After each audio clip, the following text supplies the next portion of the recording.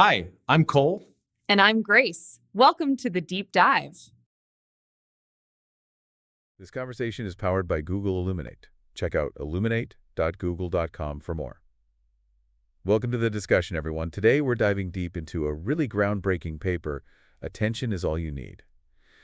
It really revolutionized machine translation, but what exactly did it do to cause such a stir? It basically tossed out the old sequential ways of, processing information. It went for a completely parallel approach instead. A parallel approach? Wow, sounds like a multitasking marvel. Exactly. Think of it like having lots of little helpers all working simultaneously instead of a single worker on an assembly line, So faster and more efficient? Yeah, significantly so. And the results? Astonishing. Let's talk about the machine translation experiments then. The paper boasts some impressive BLEU scores. What are those and why are they important? Right. BLEU scores measure how closely a machine translation matches a human translation. Higher scores mean better translations, obviously. The paper's results were a huge leap forward. A leap so big it left other models in the dust? Pretty much. They achieved state-of-the-art results on both English to German and English to French translation tasks. They even surpassed the best ensemble models at the time. Ensemble models are like a team of experts, right? So beating them is a major accomplishment. Precisely. It really showed the transformers' power and efficiency. They got these amazing results in a fraction of the training time of previous top performers. Wow.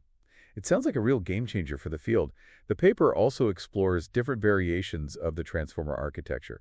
What were some key findings from those experiments? They tweaked things like the number of attention heads, the dimensions of the key and value vectors, and the dropout rate. The usual suspects. Like a chef experimenting with different spices to find the perfect blend? Exactly. They found that too few or too many attention heads actually negatively impacted performance. They also discovered that larger models generally performed better, and dropout was crucial for preventing overfitting. Overfitting is like a student memorizing the answers instead of understanding the concepts, right? Precisely.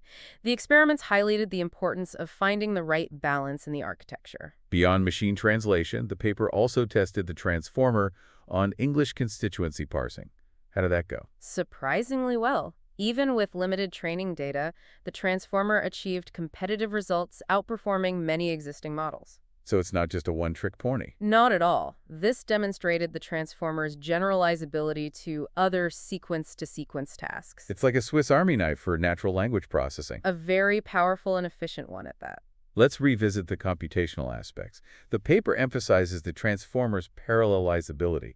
How does that translate to real-world benefits? Because it's parallel, it can process information much faster than sequential models. This drastically reduces training time. Like having multiple chefs working on the same dish simultaneously instead of one chef working step by step? Exactly. This efficiency is a game changer for large-scale machine learning tasks. So it's not just about accuracy, but also about speed and efficiency. The core of the transformer is the attention mechanism. Can you explain it in simple terms? Imagine you're reading a sentence. The attention mechanism helps the model focus on the most relevant words when processing each word. Like highlighting key phrases while reading? Exactly. It allows the model to capture long-range dependencies between words, even those far apart in the sentence. So it's like the model's ability to connect the dots. Precisely. This is a key advantage over recurrent models that struggle with long-range dependencies. What's the overall impact of this paper? It's monumental. The transformer architecture has become the foundation for many state-of-the-art models in NLP and beyond. It's like the building block for a whole new generation of AI models. Exactly. And the future directions are exciting. Researchers are exploring its applications in various domains, including image and audio processing. So the possibilities are endless? Essentially, this paper opened up a whole new world of possibilities in AI. Let's circle back to the BOEU scores. The improvement was significant. But how much of that is due to the architecture itself versus other factors like training data or hyperparameter tuning? That's a great question. It's difficult to isolate the impact of the architecture completely. However, the substantial improvement across different tasks suggests the architecture itself is a major contributor. The training data and hyperparameters certainly play a role, but the core innovation of the transformer is undeniable. So it's a combination of factors, but the architecture is the star of the show? Absolutely. It provided a much more efficient and effective way to process sequential data. How does the transformer compare to other models like recurrent neural networks, RNNs, and convolutional neural networks, CNNs? RNNs process information sequentially, which is slow and limits parallelization. CNNs are better at parallelization but struggle with long-range dependencies.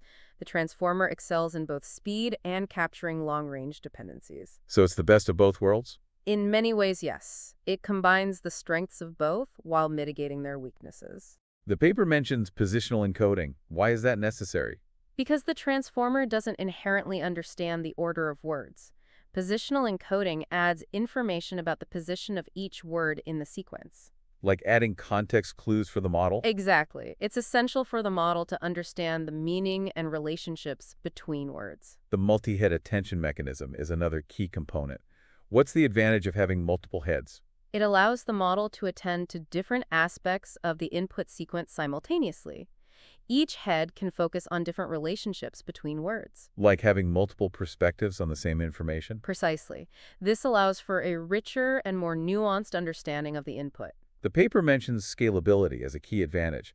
How scalable is the transformer architecture? Very scalable. It can handle much longer sequences than RNNs, making it suitable for various applications. Future research focuses on even more efficient attention mechanisms and applications to other modalities. So it's not just about current applications, but also about future potential. Exactly. The transformer architecture has opened up many exciting avenues for future research. This discussion has been fascinating. The Attention is All You Need paper truly revolutionized the field of machine translation and beyond. It's a testament to the power of innovative thinking and the potential of parallel processing in AI. That was a great discussion. Thanks so much for joining us. Thanks for listening. If you enjoyed this episode, please like, subscribe, and share. It really helps us grow. See you next time.